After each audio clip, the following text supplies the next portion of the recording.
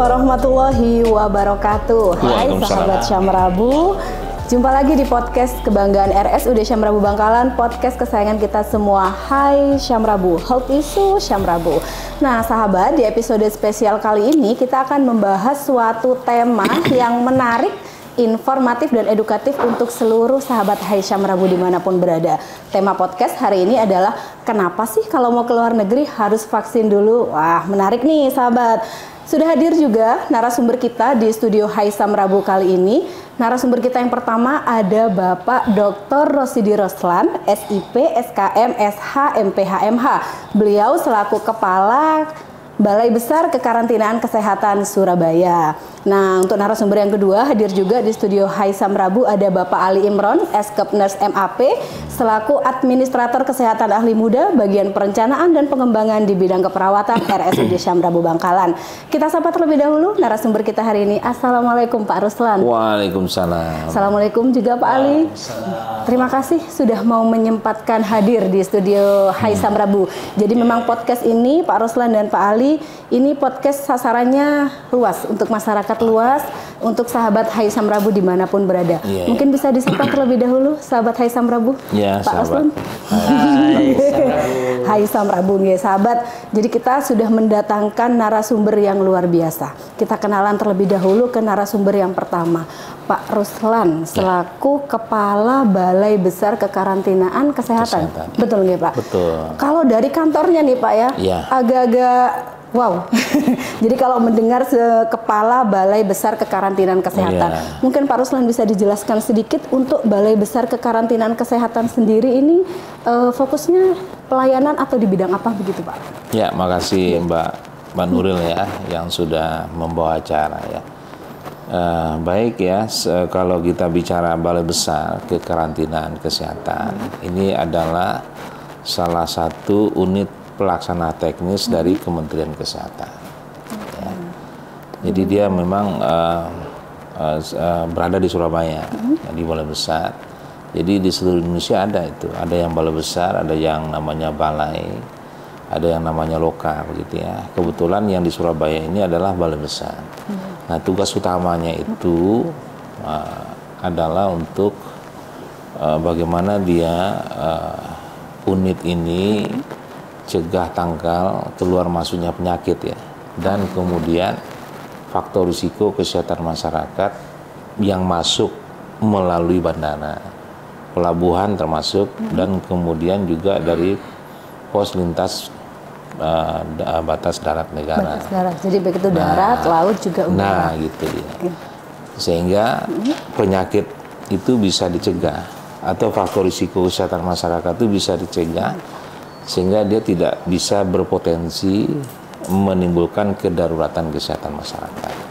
Jadi nah, kalau itu tugas utamanya. Tugas begitu. utama. Jadi tadi kalau disampaikan tuh cegah tangkal keluar masuknya penyakit dan kemudian faktor risiko juga. Faktor risiko kesehatan di masyarakat ya Pak Ruslan. Jadi ini match nih sama memang apa yang mau dibahas di tema podcast kita kali ini. Jadi kalau temanya nih supaya menarik dibuatnya, kenapa sih Pak Ruslan orang mau keluar negeri itu harus vaksin terlebih dahulu? Ini masih menjadi apa Pak ya? Bukan hanya fenomena tapi menjadi pertanyaan bagi seluruh masyarakat ini, kenapa saya harus vaksin? Mungkin bisa dijawab ini dulu Pak Ruslan sebelum kita berkembang. Ya memang vaksin itu kan salah satu upaya pencegahan sebenarnya. Jadi kalau kita lihat ya, kita bandingin aja orang yang tidak vaksin sama vaksin. Berarti kalau orang yang tidak vaksin itu faktor risikonya besar terhadap dirinya. Kalau orang vaksin itu meminimalkan risiko. Nah, kalau kita bicara vaksin misalnya orang yang berangkat umroh misalnya atau haji ya, ke Arab Saudi. Nah di Arab Saudi itu kan faktor risikonya ada, meningitis ya di situ. Jadi kalau seandainya ada jemaah umroh atau haji ya, dia pergi ke sana dan faktor risiko dia terkena itu besar. Nah kalau seandainya dia tidak vaksin dan dia kan juga punya kelemahan. Nah kelemahan dari dirinya dan juga masalah faktor lingkungan yang ada di Arab Saudi sehingga membuat dia terkena penyakit ini, virus meningitis ini sangat besar. Nah caranya gimana? dia harus dikasih imunitas. Imunitas itu melalui vaksin. Vaksin. Ya. Nah, vaksin itu kan memasukkan virus yang sudah dilemahkan. Nah, ketika dia divaksin, sehingga terbentuklah imunitas dia. Baru untuk menangkal dari kejadian faktor risiko yang ada di Arab Saudi. Yang ada di luar tadi ya. Walaupun tidak hanya di Arab Saudi. Jadi memang sahabat ini kalau sudah banyak mungkin sahabat yang sudah tahu ya bahwa vaksinasi itu sendiri sudah dijelaskan tadi oleh Pak Ruslan bahwa suatu prosedur untuk memasukkan vaksin yang tujuannya adalah untuk meningkatkan imunitas tubuh itu sendiri. Nah, terkait dengan vaksin nih Pak Ruslan. Sebenarnya apakah semua vaksin itu diwajibkan untuk ke luar negeri atau hanya vaksin-vaksin tertentu saja? Ya, tidak semuanya ya. Tergantung dari negara tujuan. Ini menjadi informasi. Ya, negara tujuan misalnya ya. Kalau di Arab Saudi, kalau kita ke sana, itu diwajibkan oleh pihak Arab Saudi untuk divaksin meningitis. Jadi ketika ada umroh ke sana, wajib dia. Haji, wajib dia. Kenapa wajib? Karena faktor risikonya besar di sana. Ada juga yang ke Afrika misalnya kan, nah wajibnya siapa tuh kayak pelaut-pelaut itu kan, nah vaksinnya apa diwajibkan, itu yellow fever. Apakah itu artinya vaksin itu tergantung permintaan negara tujuan atau dari kebijakan pemerintah Indonesia? Ya memang kebijakan kita sebenarnya tidak harus tergantung dari negara tujuan. Jadi kita bicaranya bukan masalah wajib dan sunat, ya kan? Kita bagaimana kita upaya melindungi warga negara kita, ketika dia pergi ke luar negeri itu kita kasih perlindungan, salah satunya dengan vaksin. Karena memang sebenarnya kan Indonesia ini bukan negara endemik ya.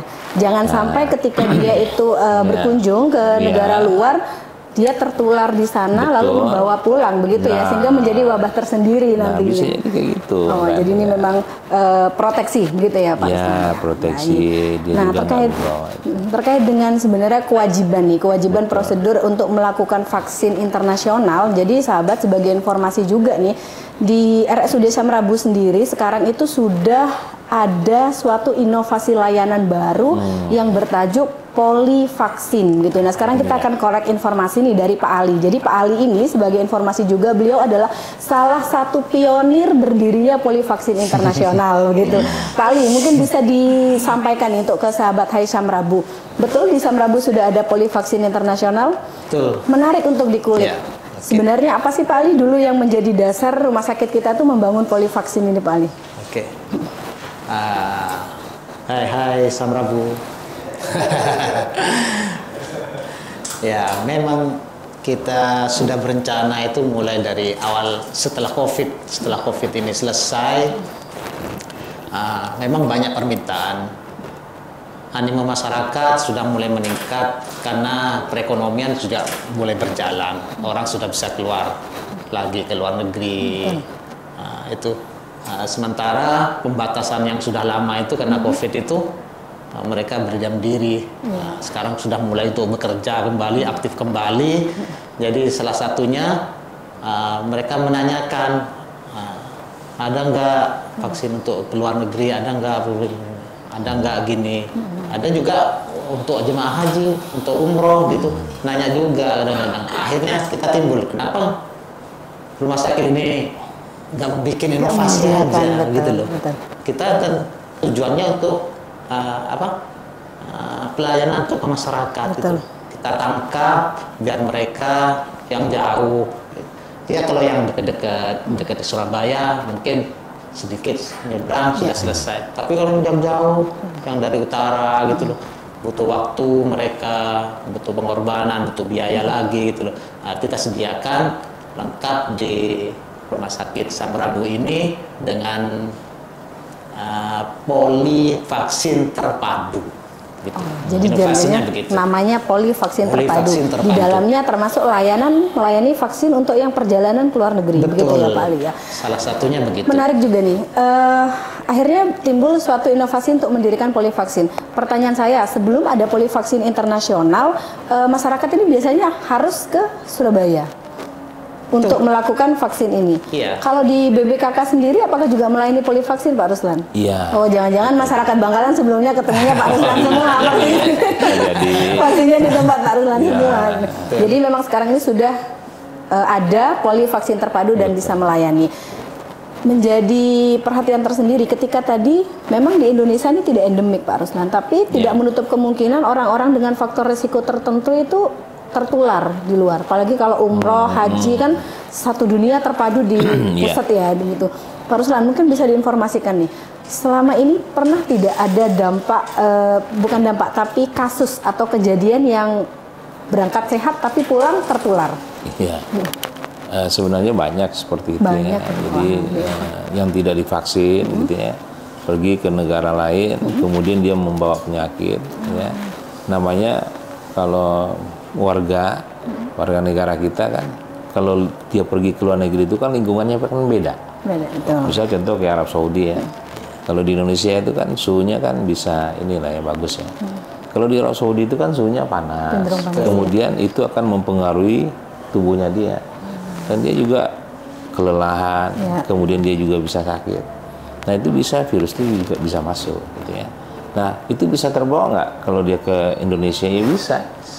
Nanti dia ke Indonesia nanti kan, nanti mungkin virusnya sudah berkembang pas di Indonesia meninggal dia. Nah itu dia. Itu yang hal kayak itu tuh bisa jadi seperti itu. Karena apalagi juga ada apa namanya virus atau bakteri yang seperti virus yang sekarang itu ya bisa menyebarkan. Ya, Pak, ya? Nah, sekarang sudah terbaru nih ya, seperti Mpox itu ya, Mpox itu kan. Nah, kalau seandainya dia tidak divaksin misalnya kan, atau dia habis dari luar negeri di mana gitu ya, kemudian dia terkena masuk ke Indonesia kalau tidak terdeteksi, nah dia kemudian dia pergi pulang ke rumah kan, itu bisa menyebar penyakitnya.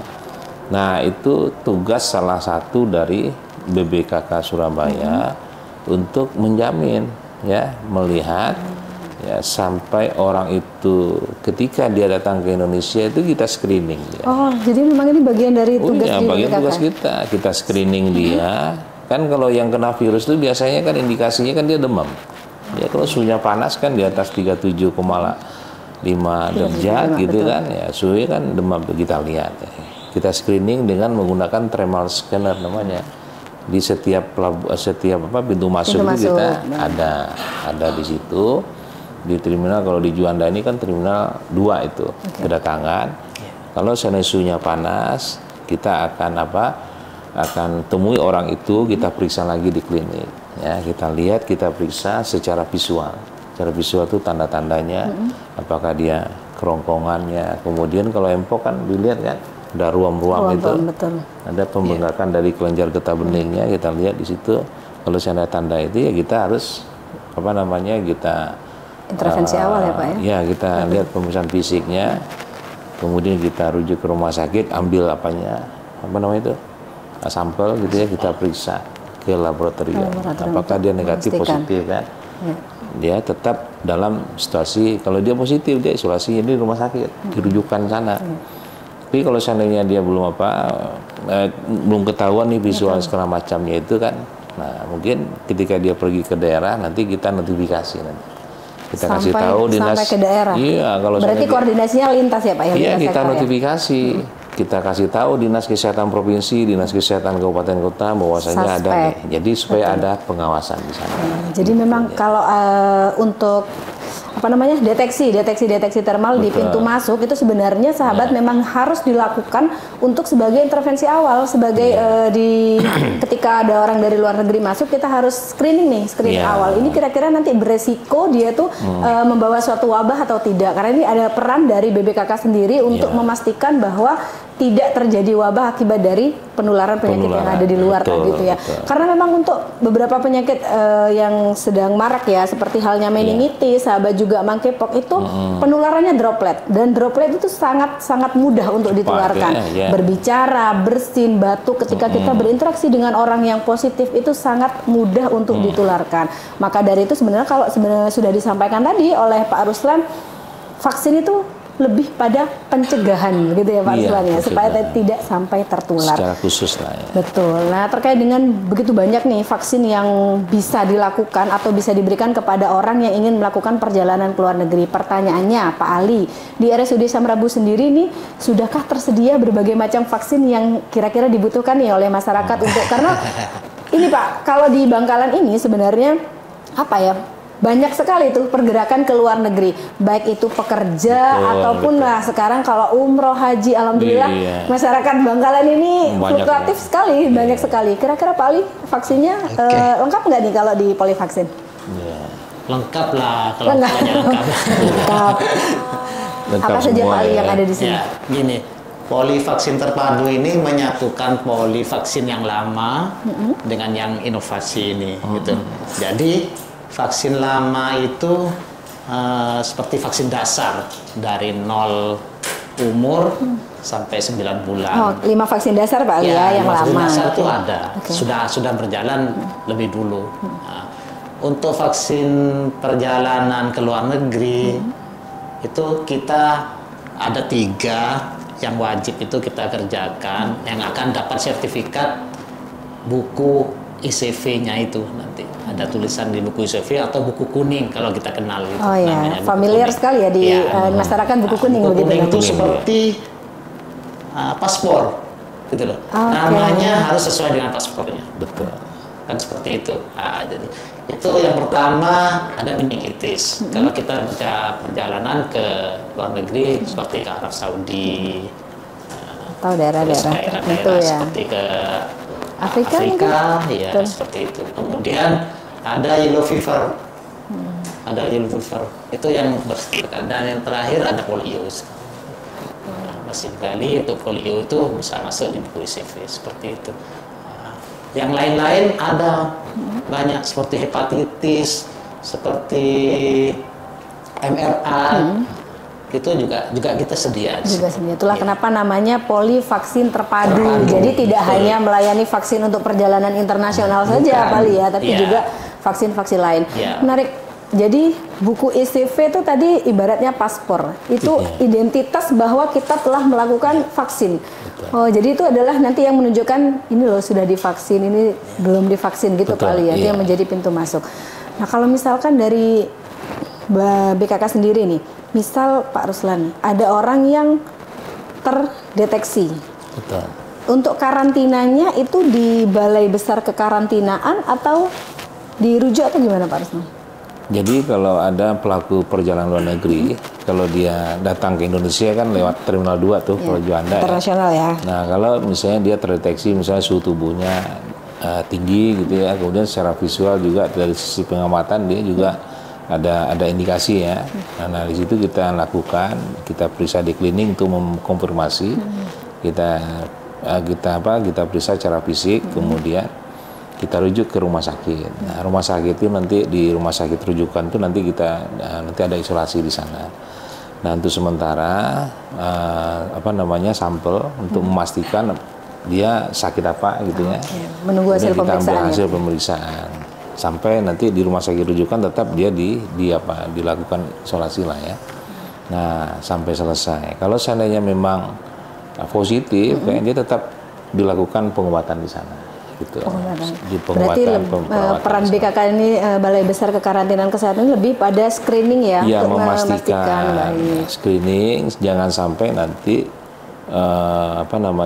kalau dia berpotensi menyebarkan itu kan kita sudah stop tuh, jangan sampai dia pergi pulang dulu baru menyebar situ enggak. Ya, jadi sebelum dia ke sana kita pastiin dia dipisahkan lah dulu ya. Betul. Jadi memutus rantai penyebarannya itu sampai di BKK aja ya Pak ya. Meminimalkan potensi risiko untuk penyebaran. Di situ dia. Betul. Tapi Pak nih ya, boleh kali Pak bisik-bisik Pak Ruslan, ini kan vaksinnya nih banyak dan penting ya. Betul. Pak, ini subsidi atau enggak Pak ya? Kalau vaksin sejauh ini gimana tuh Pak Ali? Iya. Karena kan harus masyarakat ini sekarang nih sudah zamannya subsidi kesehatan ya Pak ya, BPJS. Terkadang masyarakat tuh juga tanya, ini kan kita diwajibkan nih, bayar nggak sih Pak sebenarnya kalau vaksin selama ini? Iya, kalau vaksin itu yang umroh dan segala macam itu memang bayar. Bayar ya sahabat ya. Jadi juga informatif juga nih untuk tahu. Kecuali kalau memang untuk masyarakat semua kan. Ya. Betul, karena ini untuk kan, vaksin-vaksin ini kan tertentu. masyarakat kalangan tertentu. Ya. Yang namanya orang kalau umroh kan pasti punya duit ya. Punya. Ya, gitu dia. Nah sebenarnya dia bukan masalah itu sebenarnya. Itu kan kewajiban negara untuk melindungi masyarakat ya. Jadi ketika masyarakat itu pergi ke wilayah endemis gitu ya, kewajiban negara itu untuk melindungi dia. Nah, upaya perlindungan itu kan misalnya secara khusus dia pergi umroh gitu kan. Jemaah umrohnya harus wajib vaksin ya. Supaya apa? Supaya ketika dia pergi ke sana dia sehat ya. Ketika dia pulang lagi dia juga sehat dan tidak menimbulkan penyakit bagi orang lain untuk menyebarkan. Gitu. Jadi memang kewajiban negara untuk melindungi rakyatnya itu juga bisa berupa regulasi ya, Pak Ruslan ya. Tidak harus semuanya harus disubsidi oleh keuangan. Sebenarnya kita nggak tergantung Arabnya sebenarnya. Ya, Arab kan sunnah itu wajib, bukan itu sebenarnya ya. Cuman kan masyarakat, Arab aja nggak mewajibkan Pak gitu ya. Ya ini. Iya, karena ini juga sempat ramai Pak. Kan beberapa waktu terakhir ini sempat ada edaran bahwa meningitis sudah nggak wajib. Akhirnya tuh umroh, tapi dipikir-pikir juga benar kata Pak Ruslan, kalau memang kita pergi ke negara endemik, kenapa kita harus bunuh diri juga masuk ke sana? Saya bilang itu wajib ya. Artinya kalau kita pingin sehat itu kan kita masuk ke daerah yang berisiko misalnya, harganya juga nggak banyak gitu ya. Ya kenapa kita nggak suntik aja vaksin untuk melindungi kita kan? Kamu nggak wajib kan? Berarti kan kalau seandainya kita nggak vaksin, potensi kita kena itu kan besar. Nah, masa kita memasuki misalnya sudah tahu kita risikonya ada di sana. Ya kan dalam Islam kan begitu ya. Risikonya besar. Habis itu kita tahu risikonya. Habis itu kita udah tahu risiko tapi kita tidak memaksimalkan upaya pengendalian diri. Masih juga masuk dengan tangan kosong ya Pak Ruslan ya. Itu kan menjemput itu namanya Pak. Itu sama dengan bunuh diri kan. Nah, sama dengan menjemput. Udah tahu risikonya. Pak Ali, Polivaksin sudah berapa lama di Bangkalan? Kita berdiri dan mendapat izin dari Balai Besar Kekarantinaan Kesehatan Surabaya bulan Februari kemarin. Jadi izin operasionalnya harus dari Balai Besar BPKK ya? Berarti Pak Ruslan dulu yang visitasi di polisi ini? Jadi wah ini konflik of interest juga ini berarti. Jadi kita bisa menerbitkan buku ECV-nya atau buku kuningnya itu karena ada lisensi dari... Ada lisensi. Jadi tidak semua buku kuning itu bisa lolos ya Pak Ruslan ya? Harus resmi begitu. Iya, nggak bisa dibeli, nggak bisa dibeli di mana-mana. Iya, itu ICV itu resmi yang mengeluarkan hanya Kementerian Kesehatan melalui BPKK kita. Jadi nggak bisa tuh dicetak-cetak aja tuh sama pasien kes. Nyetak sih sama sih bisa aja, cuman kan registernya kan beda. Harus didaftarkan terlebih dahulu supaya terbaca ya kalau di internasional. Iya, itu kan dicetak resmi sama dengan orang buat duit kan. Nah, duitnya kan resmi itu. Sama ICV ini kan resminya. Ada juga sih yang coba-coba buat sendiri kan. Nah, itu kan pemalsuan. Oke, jadi ini juga pemalsuan kan juga nggak boleh. Nggak bisa ya informatif. Jadi bisa saja sebenarnya mencetak, tapi itu tidak akan diakui begitu ya sahabat ya. Jadi vaksin ini kita ke Polivaksin itu bukan hanya butuh kartu kuningnya saja untuk meloloskan perjalanan ke luar negeri, tapi kita butuh proteksi diri yang jangka panjang. Itu vaksinnya gitu. Nah, ini saya setuju nih, ini juga informasi buat sahabat. Kalau hanya ICV aja kan bisa-bisa aja kan. Karena kan kadang orang tuh saya beli kartunya aja gitu. Ada nggak Pak yang kayak gitu fenomena? Nggak ada. Nggak ada. Sekalipun ada pasti akan ditolak kalau dari sudut Syamrabu ya sahabat ya. Betul, karena kita lebih mementingkan proteksi diri dan itu jangka panjang. Pak Ali, yang penting itu pakai aplikasi. Iya, ini semua pakai aplikasi. Oke, pendaftarannya tuh harus pakai aplikasi. Nggak manual ya Pak Ali ya. Wah, ini jadi sekarang sudah proteksinya tuh sudah dikendalikan oleh sistem juga nih sahabat, yang juga perlu diperhatikan juga. Tapi Pak Ali, apakah ada syarat khusus nggak Pak Ali? Semua orang bolehkah vaksin? Kesini saya mau vaksin, saya mau pergi besok ini gitu misalkan Pak Ali. Ada syarat khususnya. Syarat khususnya yang pertama harus bawa paspor. KTP-nya harus ada. Paspor dan KTP ini harus jelas, harus ada. Karena penomoran di ECV itu memakai paspor. Gitu. Ya. Di aplikasinya itu harus masuk nomor paspornya. Kalau nggak masuk nomor paspor, ya ilegal. Ya, pemalsuan seperti itu. Jadi nggak mungkin dipalsukan.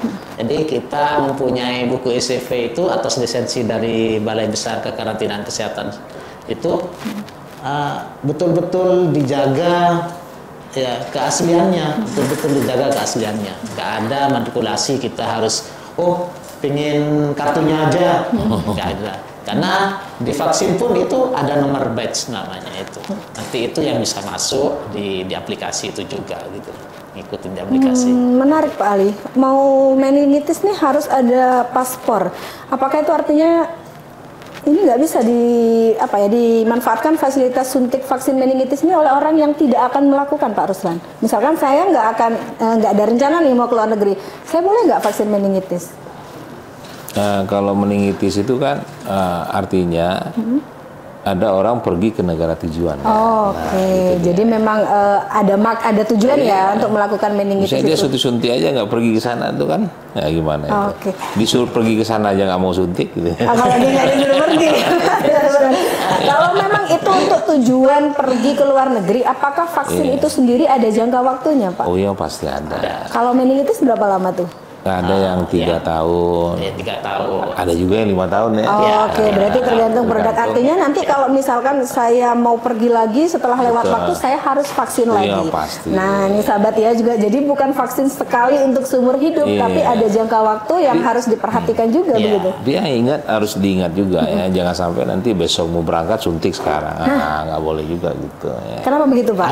Iya kan itu dia ada termasuk dalam persyaratan. Termasuk dalam persyaratan. Iya, Berapa hari minimal sebelum keberangkatan Pak Ali? Iya. Boleh vaksin. Kalau 10 hari. Minimal 10 hari. 10 hari 14 hari. 10 minus sampai 10 lah. 14 Ya, hari. 10 hari lah gitu. Oke, ya mungkin ini apakah ada faktor ini keterkaitan dengan tubuh ini perlu waktu untuk membangun gitu ya Pak Ali ya? Karena saya mau berangkat besok berarti nggak bisa nih vaksin hari ini. ya bisa aja. Ya sih. bisa aja. Cuman ya itu ya. Cuman badan ini belum membentuk antibodi. Ya. Nah, ini juga informasi. Jadi kalau sudah ada rencana untuk kepergian ke luar negeri, sudah perlu dipersiapkan jauh-jauh hari untuk vaksin meningitisnya. Karena memang ya benar yang disampaikan Pak Ruslan tadi, ketika kita menuju ke daerah tertentu, kita nggak tahu tuh kita terpaparnya kapan. Walaupun tubuh ini butuh waktu lah gitu ya Pak Ali ya dan Pak Ruslan ya untuk membangun imunitas yang sudah dimasukkan dari luar tadi. Ada butuh untuk proses pembentukan antibodi. Jadi kan gitu dia punya waktu kan. Kayak orang hamil juga kan. Ada pertanyaan tuh biasanya, Pak boleh nggak saya besok berangkat sekarang suntik? Boleh saya bilang, nggak ada masalah saya bilang. Cuman pembentukan antibodinya tidak maksimal. Betul. Ada pertanyaan juga gitu kan. Kita analoginya sama orang hamil deh. Ya. Saya tanya sekarang, kalau kita misalnya perempuan hamil nih, kemudian dia melahirkan, yang idealnya kan 9 bulan 10 hari. Ya. Tapi kalau ditanya nih, boleh nggak melahirkan 7 bulan Pak? Boleh. Boleh kan? Ya, tapi kan risikonya apa? Nah, jadi proses pembentukan yang lainnya kan belum sempurna. Nah, sama dengan ini. Nggak ada jaminan juga dia begitu nyampe harus nunggu 14 hari lagi tertular penyakitnya. Kalau pertanyaan boleh dan tidak boleh, ya boleh-boleh aja siapa susahnya. Ya kan? Tinggal nanti proses maksimalnya itu kurang. Gitu. Kan kasihan kan gimana? Sudah. Belum terbentuk antibodinya kan. Iya, kalau sekedar vaksin sih oke-oke aja. Ya kan, apalagi kalau ada kita periksa pengawasan kesehatan kan. Biasa kita lihat, kamu suntiknya di mana nih? Oh, kok kurang gitu kan. Betul. Ya tetap kalau kita sih kita lihat nanti situasi di lapangan seperti apa gitu ya. Mali, terakhir nih, mungkin bisa diinfo juga ke sahabat Hai Samrabu dimanapun berada. Rumah sakit sudah ada nih ya polivaksinnya, jadi untuk masyarakat di Bangkalan dan sekitarnya yang terdekat juga bisa memanfaatkan fasilitas di RSUD Samrabu Bangkalan. Jadwal deh Pak Ali, mungkin bisa di-share nih ke teman-teman hari apa sih bisa melakukan vaksin di polivaksin terpadu? Ya. Untuk jadwal kita mulai dari Senin sampai Sabtu. 6 hari kerja, setiap hari ada ya berarti? Setiap hari ada, kecuali hari Minggu dan hari libur. Karena poli juga akan tutup. Sekalian mungkin sedikit sama alur Pak Ali. Untuk ke polinya tuh kita harus kemana terlebih dahulu nih Pak Ali? Alur pelayanannya sangat simpel sekali. Kita langsung ke pendaftaran, kemudian bilang kalau kita mau vaksin, akan diarahkan ke kasir, pembayaran dulu, baru dinaikkan ke lantai 2 untuk di polivaksin terpadu. Polivaksin terpadu. Dilakukan penyuntikan di situ.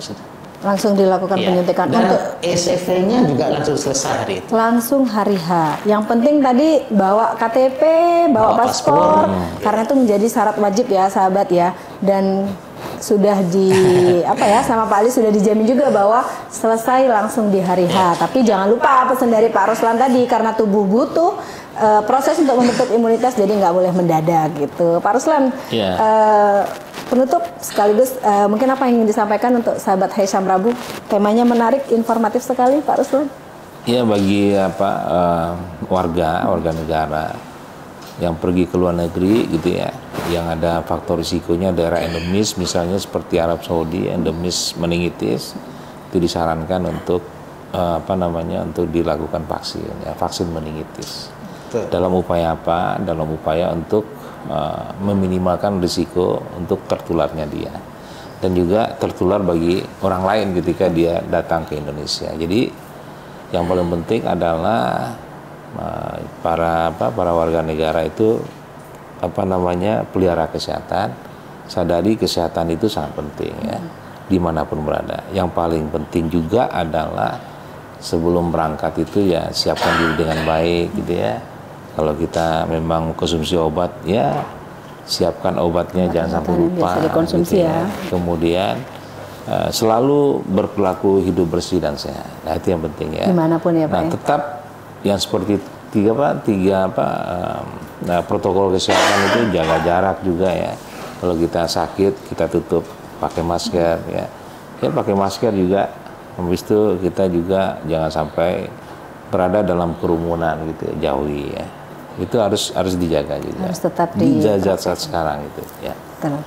Cukup Pak Ruslan? Ya itu aja. Wah, luar biasa nih sahabat Hai Syamrabu. Jadi memang terjawab sudah. Kenapa sih kalau mau ke luar negeri itu harus vaksin terlebih dahulu? Jadi memang vaksin ini adalah suatu upaya pertahanan diri. Jadi kita untuk meningkatkan imunitas diri kita ketika kita akan melakukan perjalanan ke luar negeri. Harapannya apa? Kita tidak pernah tahu kapan kita akan tertular penyakit dan lain sebagainya. Dengan vaksin ini akan menjadi perlindungan baik bagi diri kita sendiri juga bagi orang-orang di sekitaran kita.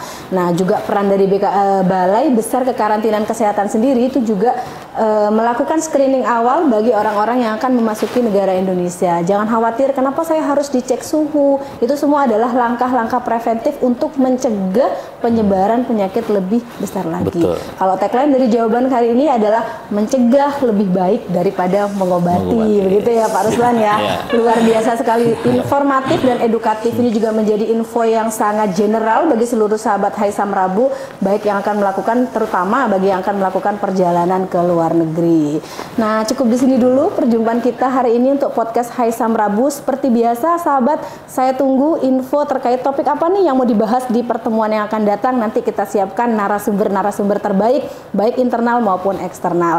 Saya Nuril Mufarihah, host Hai Syamrabu. Mohon maaf jika ada kesalahan. Pamit undur diri. Terima kasih Pak Ruslan dan Pak Ali atas kesempatannya. Wassalamualaikum warahmatullahi wabarakatuh. Waalaikumsalam warahmatullahi wabarakatuh.